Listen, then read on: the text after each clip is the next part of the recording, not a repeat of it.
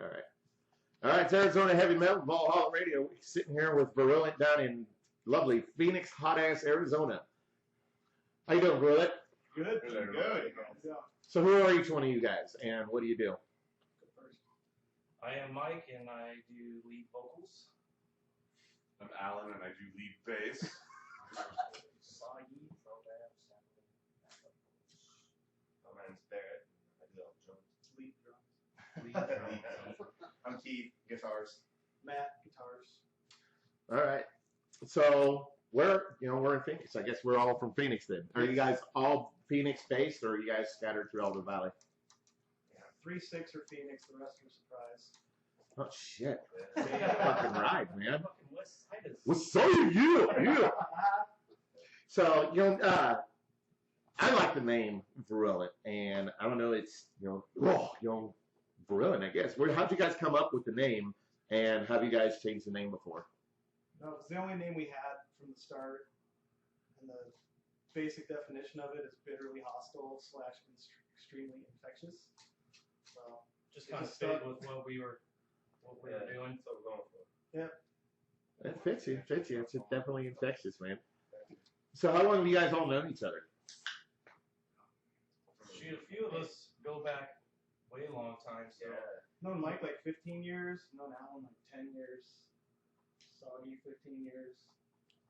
Keith's the baby. Yeah, I'm the new guy. He's the new guy. So he's He's been friends with all of my friends for 30 years. But I Yeah, just met him when I know. he tried out for us. No shit. Yeah.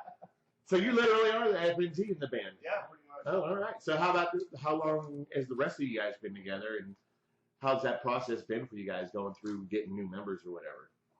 When we try to get started, it was like 09 or 10.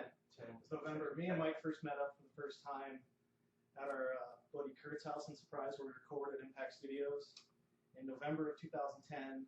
And we started with a couple program drums, just getting some ideas together. Realized we were terrible at it. So then Mike said he has a friend named Barrett, and he came over. So I met Barrett for the very first time between a studio glass, talking to him through a talkback mic. As we were writing, Cussing him left and right, huh? as we were writing songs, I was like, I don't know you, but can you play the kick right here? So, Is that how he was, or was he rude about it? No, he was cool about it. It was really just like, hey, can you do this? Okay, can you do that? Yeah. It was like, we're kind of like, feeling each other out. Right. but through a window. It took all about 10 seconds to say, all right, this Keith's our drummer. Yep. Really? It was easy. He wasn't just a little. Yeah. He got some power behind it. Yeah. So yeah, that was in December of 2010, and then from there, me, Mike, and Barrett continued on for like 4 months, just getting the songs down. And then Alan healed from he likes to flip his trucks and be in hospitals. Yeah, He was in a previous band of ours that went nowhere. We never even left. A previous band of ours, you and Mike. No, me and Alan. Oh, okay. We never even had a name, never even left a rehearsal space, but it was really good. But he had to wait for his hand to heal, so then I was like, we'll hold the spot for you. He came down, it worked out instantly. And then we needed more guitars, and then we got Keith about March of 2011. Yeah, March. And then we got more invested in electronics, so we got Soggy, but he was in previous bands with me, Blue Collar Murder. And he joined us a week and a half before our first show at the Marquee Theater. How was that, man? Did they stress you out on that or what? That just brought us back to the same way we call it murder. Yeah. Extremely last minute. It was extremely last minute. And like, oh, and by the way, our first show's at Marquee Theater, so no rush. Yeah. Who'd you guys open up for on Marquee? No pressure there. Like, Who was the headliner for that first Marquee show? Sigmonic? Sigmonic. Yeah, Sigmonic. It was Bellicose's first show that night as well. Oh, shit. Yeah, so they went on, I think either right before or right after, I don't remember. It was like September 17th, 2011. So. I mean, you pretty much just gave it right there. I mean, like, you know what it was. It wasn't like, 5:30-ish, Yeah. That's awesome. So what are some of your favorite local bands? Shitloads. Yeah, there's a lot of them right now. Definitely Killing Spree. Yeah. Pattern Interrupt, Get Aside, Pelvic, Stigmatic. Chaos. Inner Chaos, Autumn's End. There's so many. Play for Blood. Yeah. Yeah, Play for Blood. Bellicose When they were around. Yeah, when they're around.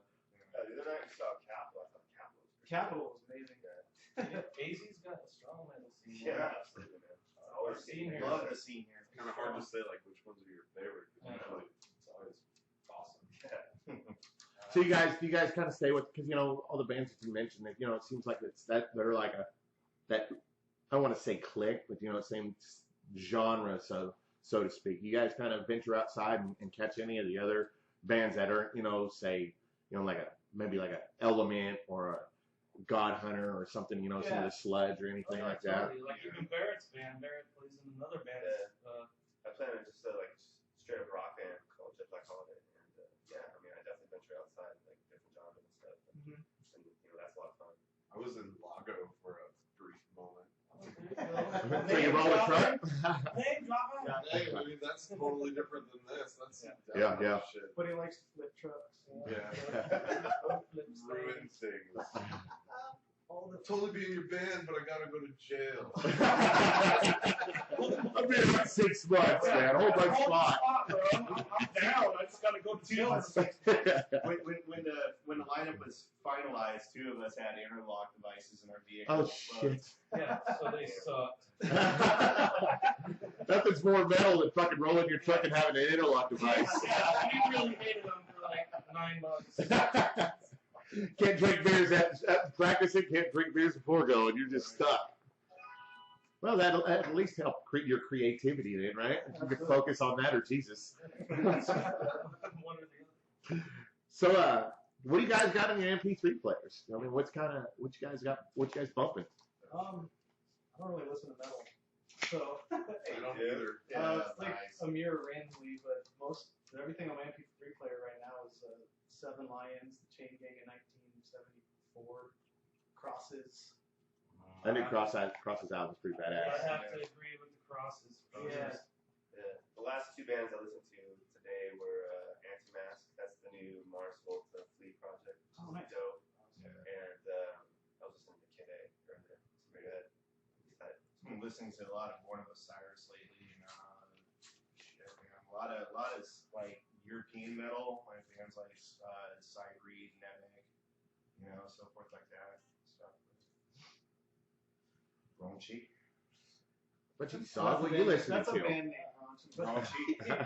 That's just throw it at the end. Just punctuation. I actually don't even have an MP3 player. I just bump that one on my phone. Whatever comes up. That is. NWA station.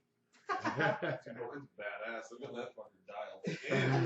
That's our system, dude. You'll never listen to more rap than if you have a killer system in your car. So, You're gonna know when to roll the windows up. seriously. In LA, You know, like, It's like, oh shit. I went away from one. So what genre of music is Brilliant? The fans of it have called it experimental deathcore, whatever that means. Really? It's an experimental title, actually. Yeah, right. Experimental genre is what it really It's is. definitely in the I metal mean, fuck, category. those guys going back. Would you say 9? I mean, it's more than an experiment at this point, isn't it? Sure. We definitely refined the formula. But this is definitely the most aggressive and the most kind of far out and different thing I've ever done in a band before. And I like that. I like being pushed. It kind of makes me see what I'm really capable of. And lots of energy. What are you capable of? Yeah, I mean, this band, a lot of great things, like a lot of awesome things. It's really fun playing live and like vibing off the energy of the crowd. Right. It's good. Yeah, they enjoy it as much as we do. So you guys, speaking of a live show, when, say the crowd's just dead, which, it happens. Yeah. Do you guys, with your set list say, hey, fuck this, let's throw this out, let's pump them up with this, or do you just guys stick with your set list and just roll with that? Or if they're fucking, they're pumped up and you just really, inside a fucking riot, let's fucking get this shit rolling. Yeah. We usually stick pretty strong to our set list. We just go out and you know, We whether just they're kinda whether they're dead or awesome, we try to keep our performance Yeah. the same, whether they're dead or alive.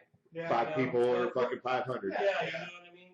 We go out and do our own thing, but, you know, we definitely have to cut songs here due to, you know, time slots Yeah. and Yeah, people usually going it's on shows late. start late. You know, you definitely have to cut it and say, all right, let's not do this one, but let's do this one instead.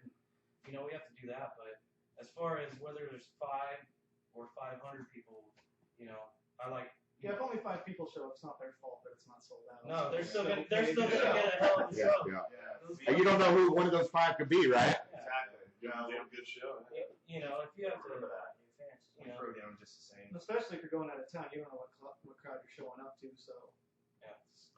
There's no choreographed moves here. yeah, You know, it just happens, and it just happens every show. the synchronized because- 2-step dance jump crowd. Yeah, the synchronized crab. That's the most fun. You guys don't get together and do one of these. No. Well, none of us have hair. We're all fucking bald. You know? There's only Some of you over there fucking do a little something, you know? There's plenty of facial hair over there, man. Shit, you all get all do it together. Lots of That's all I got is the. Hey, you know, the first time I saw you guys was at the pelvic CD Club release Red? show last year, yeah, Club Red. And you know, and I was really impressed with you guys. And you saying, you know, none of that choreographed shit. Yeah. I wanted to say that watching you guys on stage to me was like being at a zoo and seeing a caged animal, and especially you, Mike, when you were fucking propping up pelvic, you know, I've been these motherfuckers for 88 fucking years, and you're just fucking pumped, and you were going back and forth. You were like a fucking lion, dude. That was because of him. He always fucking runs into me at full. Yo, and that's, you know, energy right there. That kind of shit right there really, you know, as a fan, really means a lot. You know, the entertainment of that. That's awesome, man. I mean, like I said, it's just. We have slammed into each other on occasion. What's the smallest stage you guys have been on? I mean, fuck, there's 42 of you guys, We've been man. on not No stage. stages. Yeah. No stages, huh? We went to a club out in California that was, Fullerton. had no stage, No PA and well, they had for vocals. just they had no, they didn't even have mic cables. Oh shit. So we showed up, and there's no mic cables. So the band, one of the bands we were playing with that night, had to like drive back to their studio just to get mic cables, so we could have at least a drum mic and. I was I ushering. think it was just drum mics Yeah, and vocals. kick drum vocals. Kick drum and vocals. That was it. I was ushering people No to the stage. bathroom from where I was standing because my pedals were at the bar, and I was. They had to standing- say, "Excuse me." Yeah. So I ran out, put my hand on their shoulder, and walked them past, and then continued. Hey, you should have had a fucking tip jar, dude. Yeah, you don't know what would have happened there. You might have had a fucking pile of fecal matter in there. Just the tip jar. Yeah, so huge stages to no stages. It's all the same. Yeah, whatever happens. Just get up there We and fucking invested do a it, lot in man. our gear, so if they don't have a PA, we're like, cool. Yeah. Just crank it up, so. We're gonna go to 11. That's John Lovett's theater dragging all of our shit in there, and they just went, "Boy, these all." God, that's when we rolled up here today. That's why I told Keith, like, Jesus Christ. And this ain't even all the band gear, you know, Yeah. it's just fucking Keith shit over there. Pretty impressive. Hey. So what actually got you guys inspired to make music together? Can't speak for everybody else, but me and Mike were in bands in ancient times. And our old bands used to play together pretty consistently. And I always liked his style of screaming, so I always kind of wanted to start a project with him. There came a time where me and him were out of the scene for like 3 to 5 years, something like that. And then we kind of wanted to get something started up. This was supposed to be like a studio project just for a little bit. Really? Yeah, just to kind of. The songs were happening regardless whether we were playing live or not. So it was like, hey, let's just record it and just throw it on YouTube and see what happens. And then once we got buried in, we're like, fuck that. Fuck And then we filled them out with the Feed rest the of beast. Yeah, but Feed so the once we beast. got the rest of our friends in, we just decided to take it out live and we've been going ever since. Yeah, I've been playing with these guys. Like I'd also been playing in bands while these guys were playing in bands. It's just that I was more of like it was like rock, alternative rock at the time, you know, when they were in like heavier bands, and that band actually just dissipated, and so basically I was like just kind of like a free agent, you know, like I was like, Which goes to tell all you fuckers that rock drummers can be awesome. It is possible. It doesn't happen all the time, but it's possible. They actually make your choruses way better. Yeah. They do. They're like, I got this really pretty chorus, and they're like, no, stop, calm down. So, yeah. Yeah. So who would you say some of your guys' influences are? Down the road. Go. I'll go. Acacia Strain, Amir, Born of Osiris, Pantera, The Cure. Really, a Cure. Depeche Mode. Yeah. Come on, skip. It's Born of Osiris, Amir, Cybreed, big fan of Sugar. You know. Yeah, I'm sure.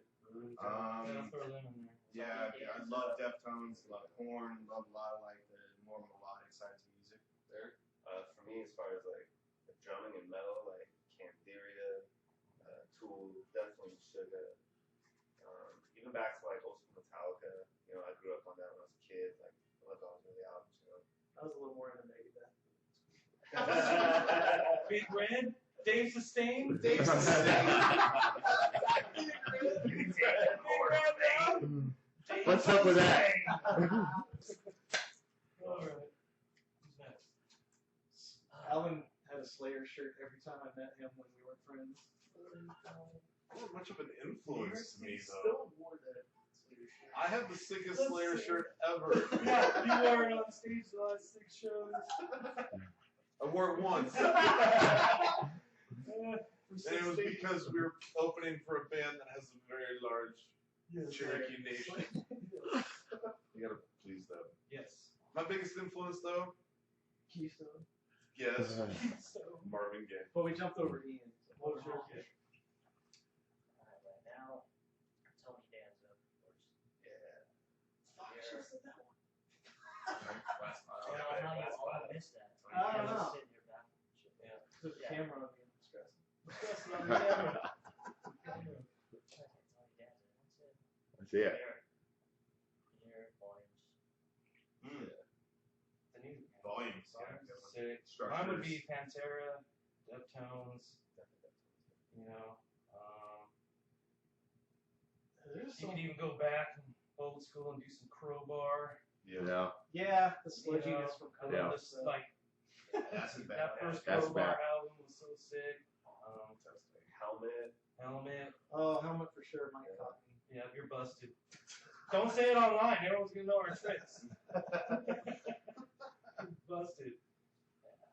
That's Yeah, like with the local band question, there's just so many, and it's constantly rotating in and out of our phones and players. Like, So some of them bands. I mean, are those the ones that kind of you feel that kind of inspired you to pick up an instrument and do what you guys have done, or helmet for Was- sure for me for just picking up guitar in general. I'm not really a big Slayer fan, and everybody hates like talk shit to me for it. But you need to I fucking actually be deep down, I dude. taught myself how to play guitar through the Divine Intervention Slayer tape. It was a cassette tape. It rewind that shit. But yeah. So I taught myself how to play guitar by learning that album, and then I just learned the helmet and shunned that stuff. I saw a vulgar display of power and just said, yeah. Yeah. That's what I want to do. I want to be that guy. Yeah, mine was all nothing but like Metallica when I was a kid. Everyone always makes fun of me too because I'm not a Pantera fan. So I wasn't a Pantera fan until just a yeah, few I know, years that ago. He's already.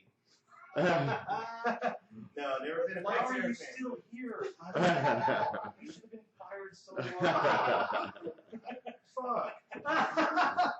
It's alright, I'm not a Slayer fan. Or a Metallica fan. No, I think Slayer, just not Pantera. I don't know. I remember getting caught up in the grunge scene when I was like a teenager, you know. So like I loved Nirvana, Pearl Jam, Soundgarden, all them, like Alice in Chains. It definitely got me like into drumming, like listening to music for sure. And just learning to pick up an instrument, just rock. And big choruses from that shit. So what are rehearsals generally like for you guys? Do you guys have a set time each week, or you guys just more spontaneous? The fact that you're seeing 6 of us here on the same day is amazing. Oh, no shit, huh?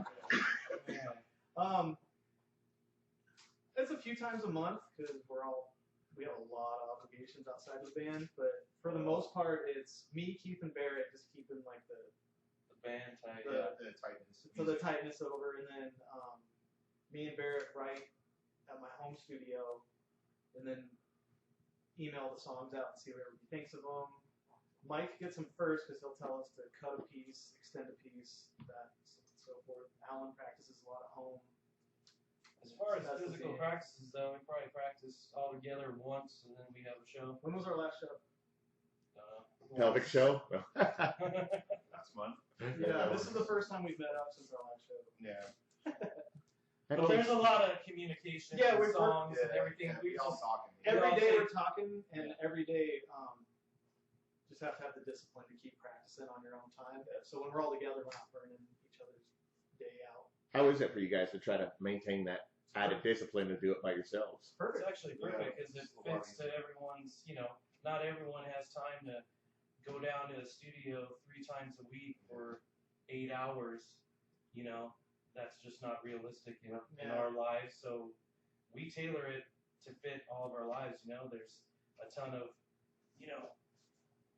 media things and on all your emails and so much technology out there right now that it makes it really easy. Yeah. Still Facebook. practice and still write. Facebook private group, is that what it is? Yeah. Like we have a private chat and we're the only subscribers and Nobody can see basically, it. anytime someone puts something, I get an icon on my phone that says, hey, someone updated the journal chat. We all jump in on the same conversation. We all don't have to meet up at all. So Facebook's not quite the devil everybody makes it out to be? No. You For really don't put us- For keeping in track with each other, it's really good, but for promoting, it's going away. Yeah, it's terrible. It's like, well, our chat group's like an idea hive. Like we just, Yeah. Yeah. we always communicate and stuff through there. Even if they don't really see each other on the weekends or texting, calling, Facebook, and whatever. And Like me and what Mike was saying, yeah. Practicing 3 days a week at some studio and you get paid for it. Yeah, just that. We've all come from bands that were like that. And nothing ever comes of it. You're down there Monday, Wednesday, Friday, 8 hours a day, and you're just like, Got what up are we front with doing? thousands of So dollars. it's just kinda- rent. Only yeah. play like 6 shows and then the band break up. Yeah. Yeah, that's why. It's like, let's just make this really easy and make it work as best as possible. And Yeah. so far, so good. For the songs that aren't fully album recorded yet, what me and Barrett provide everybody is more than good enough to practice on your own term. So when we get here, it should just be like that again. So, but live. I kind of like sitting here watching TV, playing guitar. Just, yeah, exactly. Yeah. Wish a day job to be like that, huh? Yeah, I wish. Yeah. So, you guys are talking about all that bullshit outside, what do you got? Are you guys all in relationships? You guys single? Married. Single. Let's not go I'm very bad. I have 4 kids. Lots of diapers and shit. I'm married. Good shit. Well, you guys, so what do you guys do for a living? I mean, you guys, I know Keith, you guys seem all kind of techie type people to me anyway, just. So we're a bunch of nerds. Yeah, geeks, man. I'm a graphic designer. IT guy, network administrator. I do technical support. The Reds title. That's my last name. I thought I was cool because I got to work on hot rods, and he comes out with the gardener shit. Dude. Is that gardening the green or You should see his time gardening? lapse on his phone. Shit. If I'm an X-ray tech. Which makes sense because you're used to breaking shit. So, you gotta look at broken shit. I gotta see Who other better? people's broken fuck ups. Yeah, who better than you? I think all that fucking X-ray is affecting your head, man. Probably. That's why he has 4 kids. 4 kids. Since first finding out about you guys, some of the pictures that I've seen and the album cover, the last album, you know, you guys seem like, you know, a real sci-fi aspect to you guys. What's up with that? Are like all of you guys into that, or is just kind of what you guys, you know, being a graphic designer, you got the final say on that. Yeah, I design our stuff, but like movie soundtracks, I should have mentioned in the influence part. Like sci-fi movie soundtracks are a big part of my influences. So when me and Barrett finish off some of the songs, we go back through the keyboards and synths and get inspiration from like Hans Zimmer and movie score composers like that. Put it through the songs, and then I've just always liked the sci-fi graphic design styles with the lens flares and the planets smashing into shit and stuff like that. So what's been the biggest challenge for Brilliant, and how have you guys been able to overcome those challenges? I would say, I don't know. That's kind of a weird question. The biggest challenge, I think, is just sticking to doing what we do. I mean, we're being pulled in so many different directions, you know. Like Matt said, we kind of started this originally as a studio project, you know, and then we're like, well, this shit's working out, you know, a lot better than we thought. So, you know, then we decided to get a band and doing all that. But I think it's just about staying focused on what we want to do and, you know, letting everything else kind of, you know, tailor everything else that's coming our way. Kind of play out. You know, yeah, it's really hard when you have people left and right telling you, you know, oh, we need you to play here, let's go out here, and we got all these things. But, you know, we got to stay focused on what we're doing and writing a new album. And, you know, at least for me, that's the hardest thing. You know, we all have jobs and to fit things in, and, you know, that's one of the hardest things for me to do. You guys think that's a little harder today than it would have been, say, 15, 20 years ago? I mean, one of you guys, I don't know, are you guys all 15, 20 years ago, I think life would be a lot more slower than what it is now. Technology speeds everything up. So, I mean, especially in a lot of our lines of work, since we're all computer-based industry. 10, 15 years ago, we wanted to be a band because 10, 15 years ago, you have to go on tour for fucking, you know, 11 months out of the year just to make a living. You don't now with internet and all this stuff. It kind of tailors up. You know, when you grow up, these kids who are 16 or 17 and live at mom and dad's, you know, rocking and thinking they're a band. You know, once you grow up and you have a real life and you got to work and feed families, but still, you know, want to do your music and stuff. You know, you have to use the internet. Like you can't. I don't think this band would happen 10, 15 years ago because no one, Not too many of us. Not in the current state of how we do it. Yeah. You know, We'd be back to sitting in a studio 3-4 nights a week, you know, writing music and demo tapes. scrounging $1,000 just to record Yeah. at the local place. And have it sound not that great. Yeah, not that great. Just to throw it out and whatever. But Giving it away at the flea market. The shows paid better back then, so it's Yes, a weird they question. did. Yeah, right. It's kind of Made a lot more money catch-22. back then, yeah, for sure. So what's like some of the craziest shit you've seen on stage from the crowd, or what's some of the craziest shit you guys have done on stage? hit jitsu. Oh. Hit jitsu's good. Hit jitsu. Starting the invisible lawnmower. Yeah. I used to ask come out for our show. I seen Keith eat a monitor. Hungry, dude. He just couldn't take it no more. He just ate that shit. We did drive all the way to California for that monitor. We were playing a showcase, right, for a label and stuff, and we're all stoked, right? And it was the worst fucking show we've ever played, and we're here showcasing. It was the worst show. I mean, everyone loved it, but It was our own personal worst. yeah, we had technical difficulties. He bumped into me, smashed my cables out of my pedal board. Yeah. Yeah, my slammed. You fucking just learning to walk or what, dude? He fell over and ate a monitor. Almost rolled down the stairs. Falling off stage and shit. Yeah, dude, We that was so embarrassing. We Like, still played good and did our stuff. But I was a little bit more stiff after that, though. watching the video back, it sounded great. So. He ate it right on like a breakdown. He was like, it's perfect. I don't know. There's a lot of crazy things, I guess, on stage.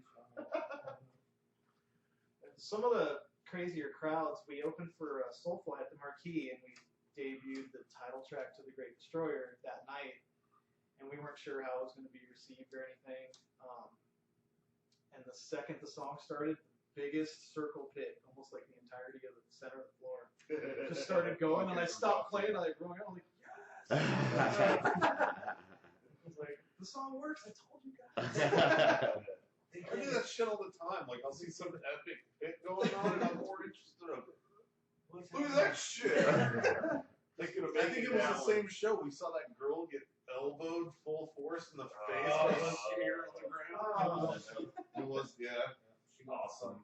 But then we saw the guy that helps us with our gear, our buddy Beardy Maynard. His girl threw one of our friends down so hard in the pit. This guy's he works out every day, but our friend's girlfriend just grabbed him by the face and threw him down. That was awesome. That was cool. Playing the show and watching that dude get a lap dance at our merch booth. Yeah. What are you doing looking that far back, man? It was cool. It was When was that? That was at the Joe's Grotto, man, like during Iridium. Yeah, during Iridium, like the sexiness. Ian was spinning up the sexy girls and stuff. And she was just. I don't know, I just kind of stuck out, didn't it? Yeah, I don't pay enough attention to anything. So we have an instrumental on The Great Destroyer where Ian grabbed his voice recorder and had a coworker at the time do sexy moaning sounds. It was a girl, but during that song, that's when the lap dance was happening. So it like audibly made sense as well as visually made sense. I was like, this is weird. Where was your GoPro, dude? We were at Krabby Don's. I think the first time we played Krabby Don's, we blew that circuit breaker like halfway through our song. Yeah. In the middle of the song. Half the stage went out. Oh, We fuck. just kind of jammed it out and like just kept playing, didn't stop. So me and then did they get it back on? yeah, they got it back on. Me and Barrett freestyle. CO2. Cool it off. They were over there with air compressors, like spraying off the breakers. We flipped back on and then we like all landed instead of like the last breakdown of the song. It was perfect. Wow. Yeah. We freestyled apart for like a good minute and a half, 2 minutes. Yeah. That's tight, I though. was telling dick jokes. Yeah. Anytime we fuck up, you'll know because I just start talking about my dick. Dick jokes seem to go over pretty well, so Yeah. it was like a good solid minute of dick jokes. It worked. Solid. Yep. Works. Yeah, fun stuff. Yeah, there's always something going on, 'cause especially since we don't choreograph, so it leaves a lot to. Improv. Multiple times per show, Mike might take any one of us out. You're an animal on stage. Yeah. Actually, at the first time you saw us at that Club Red show, the very first song, I didn't realize my pedal board had strobes aiming back at my face. So I clicked the new effect I needed, and it blasted me, and I just fell backwards into Soggy's table. And he had to push it forward to get me back up. Otherwise, I would have just taken him and me all over I here. did the same shit at the marquee. I went to like bend over and look at something and like Gotcha. yellow strobe in my face and fell over.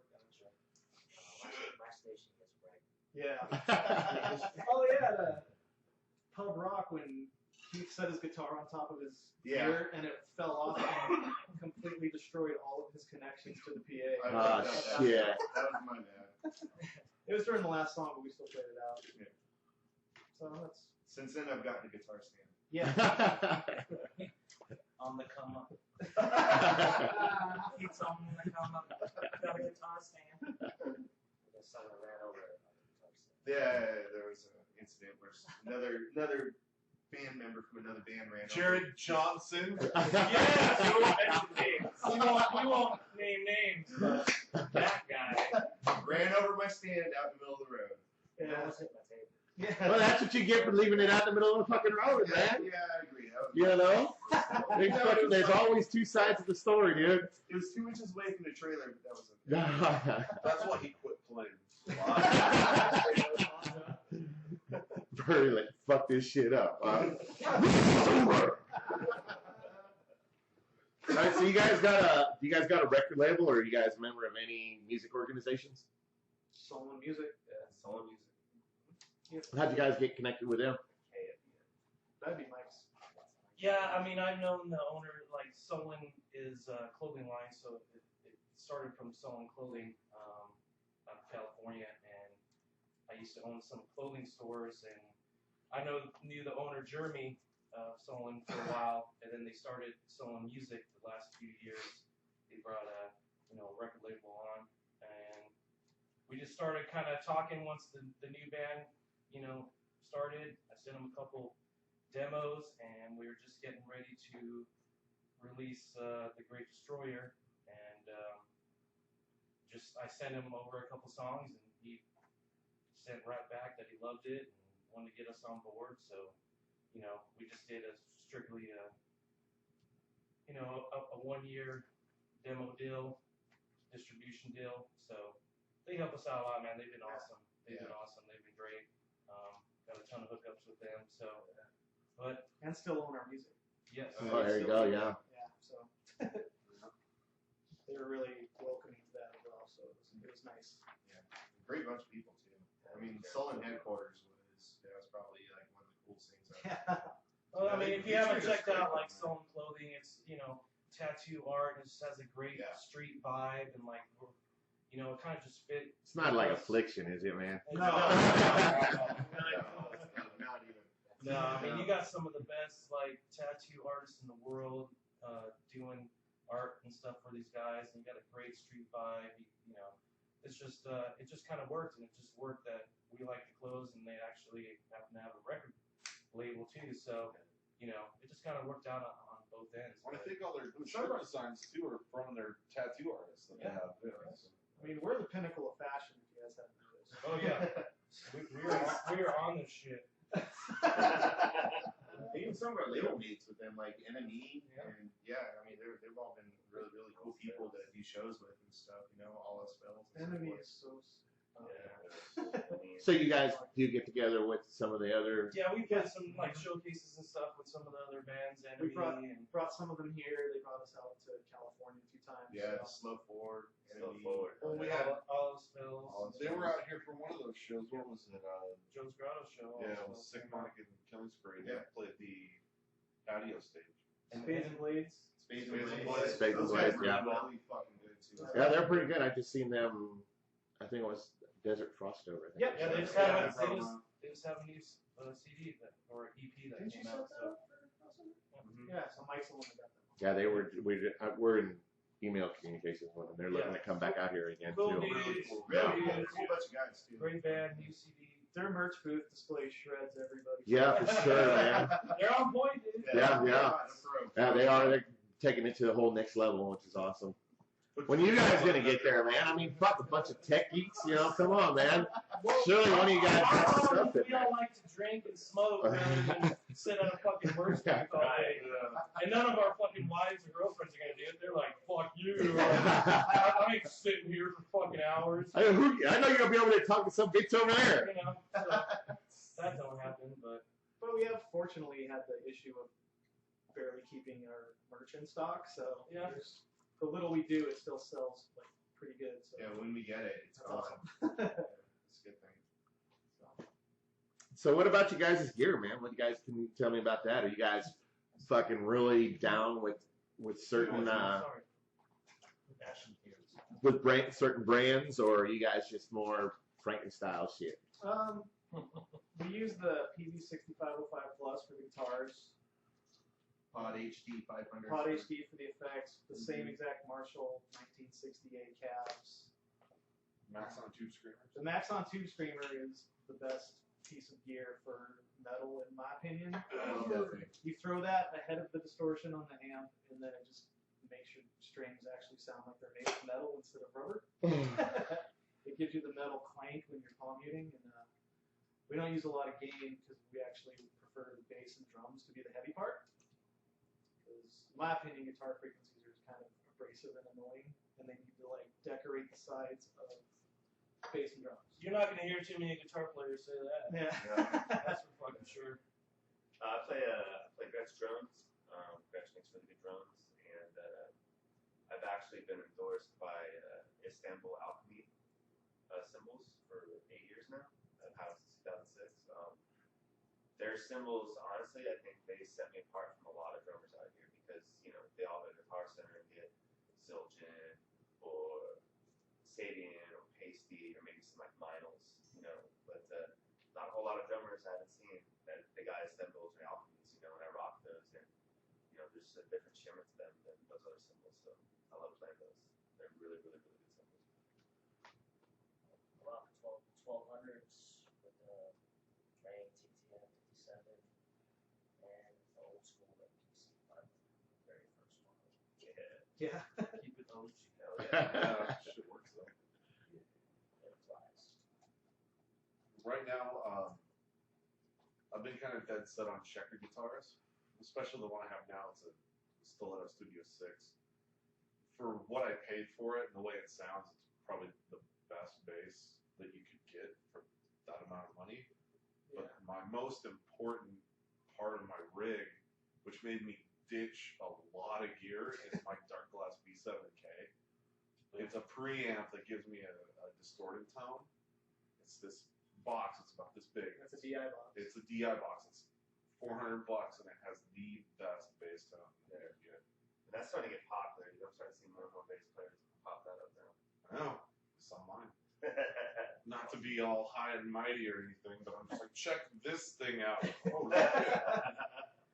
The internet will also tell you that we're assholes for using checkers for some reason. absolutely. I don't know why, but I'm really fond of ESPs and night Yeah. basses myself. If I could afford a Warwick, I would, but my Schecter does just fine. What about you with your mics, Mike? I use whatever's given to me. yeah. You the motherfucking bullhorn! I don't care. No, 7 or sure. I mean it's usually the standard, 58 for live, or when we record. Mainly use the Shure SM7B for recording most, all the heavies. Even a lot of the singing, we kind of stepped out of the box and used a AKG for like some clean vocals on our new record coming out. But It had gold stuff on it. yeah, it had gold. AKG gold stuff. Yeah, dude, it was pimping. Google it. But All over. AKGgoldstuff.com. So wherever you guys perform, you guys talk about going and playing in LA. I mean, what venues out there have you played, and how far outside of Arizona have you guys gone aside from? Queen Mary. Yeah, Okay. Queen Mary. In Long Beach. That was fun. Was that last year? It's a little different. It was fun. No, No, it's November. Yeah.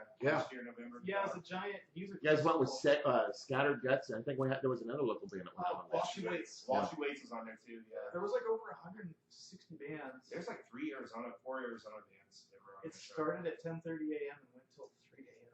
yeah, it was crazy. Yeah, It was a everybody good time. played at the same time. That was a hell of a lot of fun though. Just a lot of money on that. Yeah. Like, everything was so expensive. There was multiple decks. There was like 4 or 5 decks, 2 bands going at a time, but the decks were big enough to where it sounded like chaos if you were standing in the center of it. But if you're actually participating, So you the got a band- big deck? We got Yeah. we were on the Yeah. we were on the heaviest deck. The lower you went, the heavier the bands went. As we were loading our gear, we were in a freight elevator, so everybody's getting off. And then every time the door opened, it'd be a little breakdown, bigger breakdown, a bass drop, and like boom, dick on an 8-string tuned to Q. So they put us on the lowest deck, and we went on right after Carnifex. So their crowd just kind of came over to us. I think right Carnifex has Blood Runs Black. They right actually- next to each other. Yeah, it was a really good show for us. Yeah. The John Lovis Theater was another one too that we did. That place was really fun. That was the solo showcase that we did. Where's that at? That was in Universal City Walk. Universal City, yeah. And then Las Vegas at the Cheyenne Saloon. Which is an awesome venue. Yeah, we They can't love wait till that. that. Yeah. That's gonna be fun. Fifth Density and Viviside just Just played there last night. Yeah. Yeah. That club's It's a cool club. Yeah. legit. And you could smoke inside, so I could find all my band members. They were hanging out at the merch table. He's on the most merch ever. Seriously. I'm pretty sure Soggy also owns like one of the boxing records on the boxing machine. Oh yeah, He yeah, owns yeah. those, dude. MJ has the lowest record of 1. Yeah. Forgot about you. Low 1. That should actually be up top right there, man. Well, we were getting ready to leave the bar, and the promoter and the bartender, they didn't want us to leave. They were like, "All right, here's the deal. We're gonna go." They had one of those boxing punch machines over in the corner, and they were like, "If we beat you guys, and you have to stay, and beers are on us." And If You had to have somebody. You had to fight for that. Yeah. What the fuck? Yeah, it's metal. I'm shutting this down. We're going home, man. Fuck that. So our boy Well, we represents let them one. win so we get free beer. We did. We ended up with a nice stack of pictures all around. Yeah. I stress about our gear in the parking lot, so after the trailer lid was closed and locked, I walked in and there were 6 pitchers on the bar and shots of Fireball in front of each pitcher. I'm like, oh no. We lost, but we fucking won. Yeah, I was like, what do I owe for this one? It's on us. Yes. Win. Yeah, we drank so heavy that night too. Well, Even afterwards. it screwed us up though because that night we played in Vegas where you're allowed to drink and smoke wherever you want. And then the next night we played in LA and we're walking in the bar and we're just like lighting a smoke. Oh, we're not. Oh shit. Yeah, Run outside. You can't even smoke in California. Yeah, outside like a 12 by 12 fucking square. No, one of the funniest things I've ever seen is this guy was so hungover in Vegas the next morning we had to leave and go to California. It's a 7-hour wake up. Yeah, he slept through 3 hours of nothing but the Troll song because they have like 10-hour YouTube videos of the Troll song. 3 hours of it was nothing. This guy had to like wake him. Soggy had to wake him up. He was doing Thai dance. Yeah, Thai dance around on the bed, stomping next to him. Like, wake the fuck up. It's like, all right. I hibernate. Yeah. Doesn't sleep, he slumbers. Let the bear sleep. Yeah. He went from wanting to wrestle everybody. Fight, Mike. Let's fight right now. Take your shirts off. Take your shirts off and fight, bro. Fight you. To not waking up. I gotta hang out with you, motherfuckers. No more, dude. That's all my kind of shit right there. Soggy. I carry a fucking big thing of Pegula. We're getting naked and wrestling, man. Man, Doors are punch, man. Good talking. Soggy actually fight trains, and he was like passed out in a recliner, and Alan walked up and slapped him in the face like, fucking take you. he's like, what? Really? That's rough. I got a Indian grimace. I look back, I'm like, going, wow. Yo, Lucky it's I'm not alive. fucking ninja.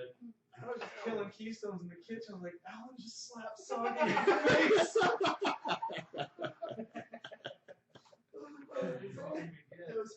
I went to one of his fights. That's awesome. You don't take that shit, Soggy? Liquid courage. Too much. So, earlier we talked about the set list and performing on stage. What song? How is it you guys get your set list together, and what songs do you perform most frequently? And have you guys ever done any covers?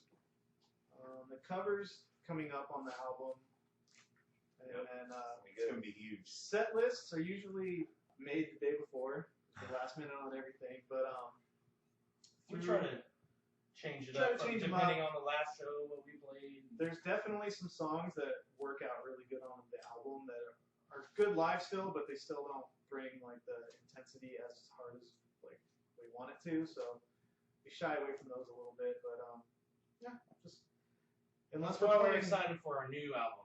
Yes. We really, right now, we're only playing one album worth of music when we actually have 2 albums because, we're recording a new album. But that's what I'm excited about is being able to take That new change album up? songs, and then, Intermingle. intermingle them with the Great Destroyer songs. And I think that's going to be. We've been holding back really from the new set. album live until we save something for the CD release. Yeah, We have been playing one song off the new album the last few shows. Yeah, which you'll see in a little bit. Yeah. Angel Myers. And its reception's been great. I hope that answered it. I I fucking forgot the question, to be honest. Now, in our live performances, we like to do like a lot of kind of you do like a lot of improv stuff, like sample wise, or you're always setting up different programming for Yeah. different tracks. Try to string them together so there's not a lot of.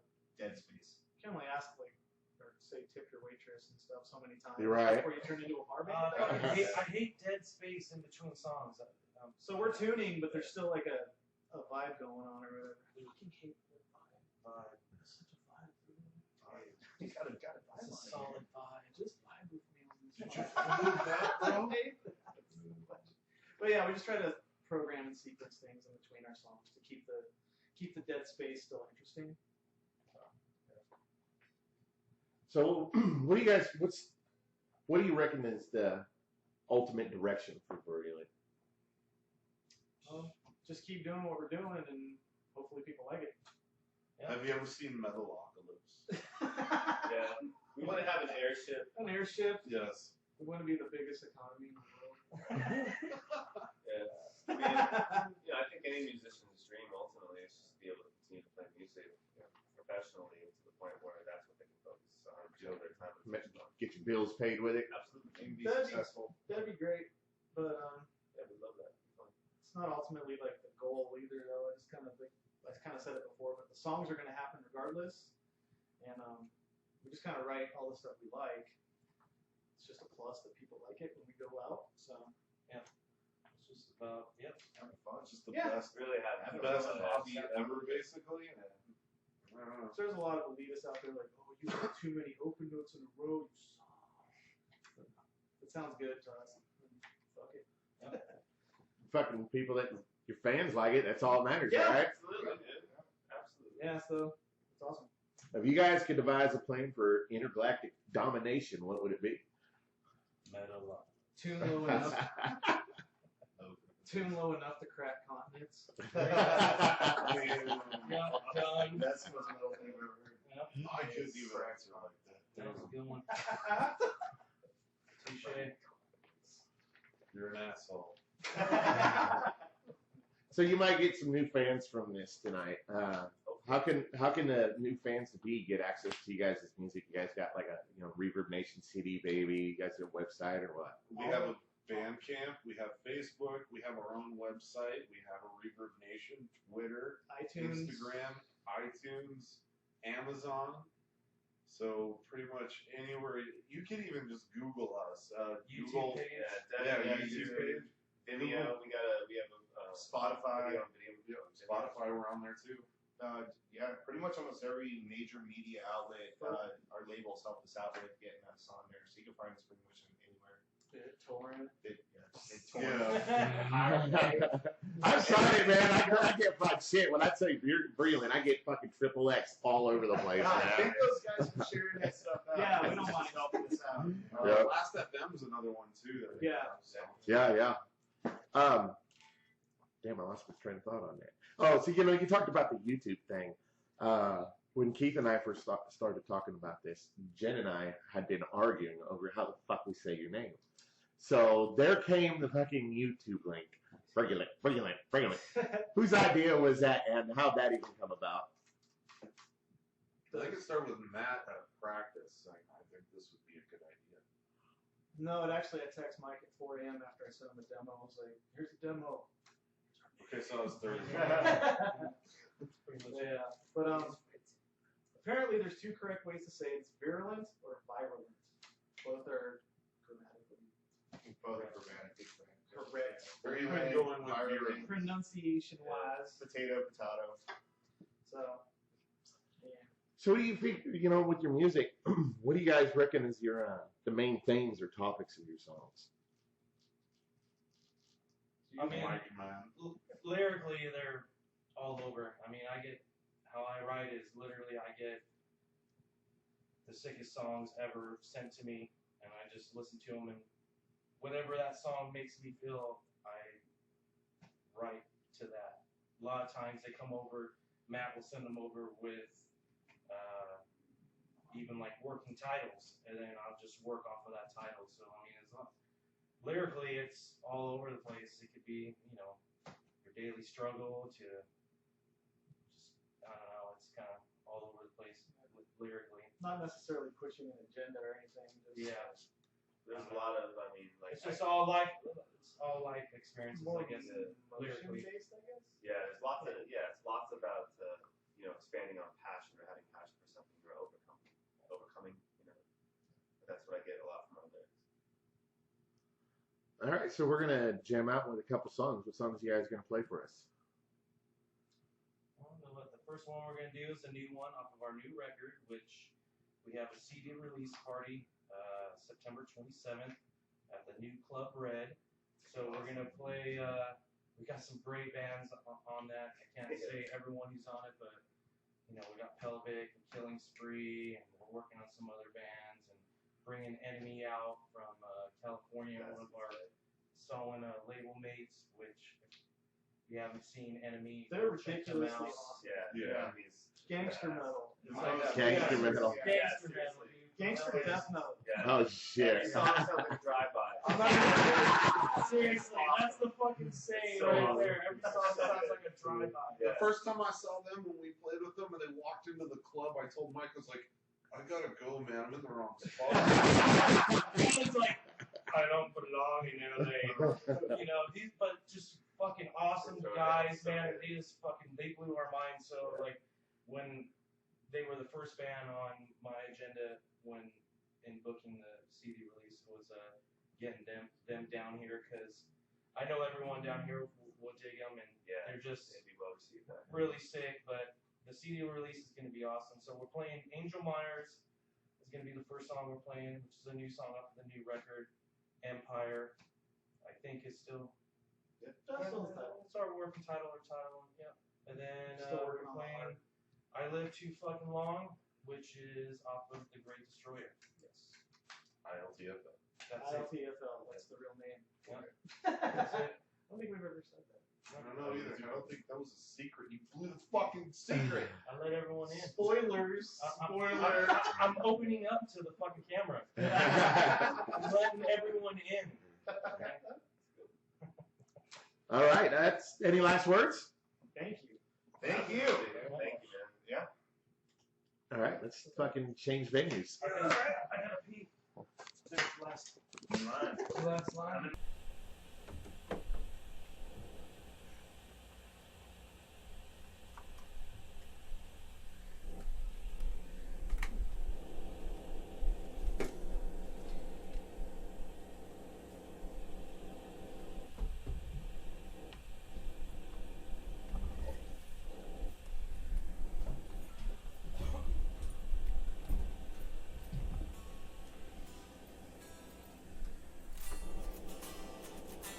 Lovely blocks of fucking metal.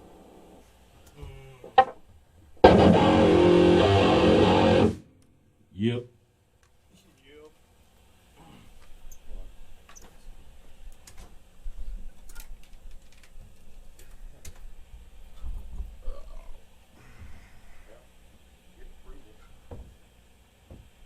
Oh, they say you guys suck for fucking taking so fucking long, by the way. Yeah. What? That's what we do. Look up and play some metal. Play some shit. Find out. I've been listening to you talk for the last hour. Play some shit. Yes, all day.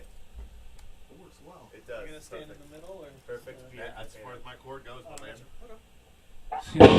You got a short cord. Short chord on a big dick. you're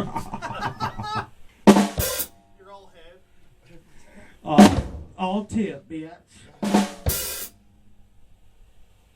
Oh, we're gonna set that tip jar up because we're right next to the bathroom, right? Yeah, again. That was Again. ridiculous. I literally was like, You've never been up to the Drunken Lass in Prescott, then, have you? No, I Oh heard- God, that's where Wow. you're gonna be at. Love the platform press. probably too much of us. Yeah, it's Happy.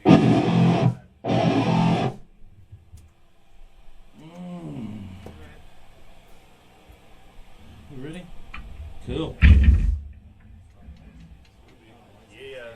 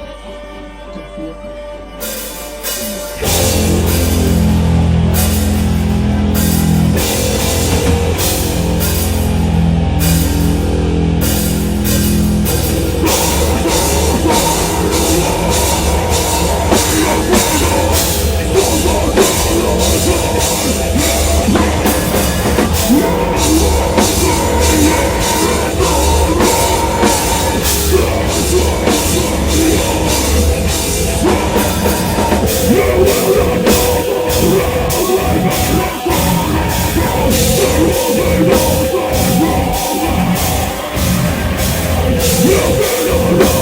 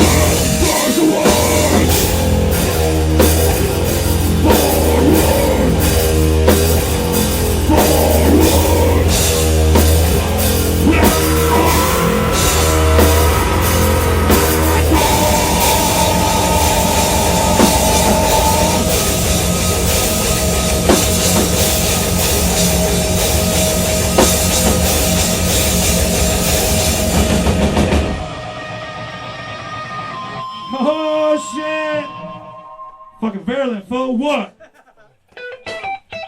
Dang, Taylor, dang. I am now officially deaf in my left ear. Yeah, that is okay. Earplugs. They're things. They're things you put in your ears. It's amazing. All right, so there it was.